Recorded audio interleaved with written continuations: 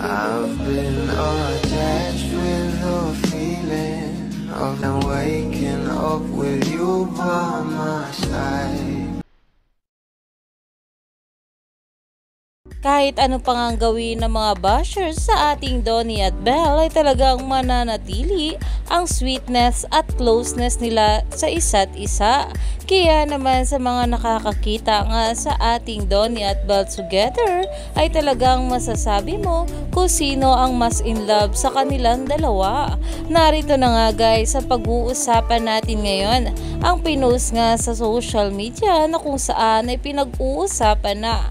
Eto nga guys sa larawan ng ating Donnie at Belle Mariano na kung saan ay kitang-kita nga kung saan nakahawak itong ating Donnie Pangilinan.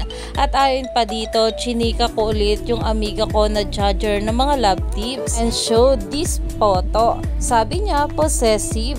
Sus, alam ko na mga ganyan.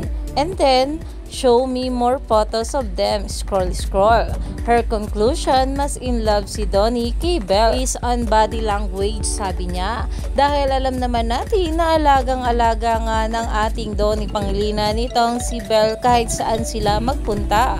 At super in love talaga sila sa isa't isa na makikita ng mga bula, mapa-on cam man o off cam. Kaya naman stay tuned lang tayo for more updates sa ating Donnie at Belle sa mga susunod pa na ayuda.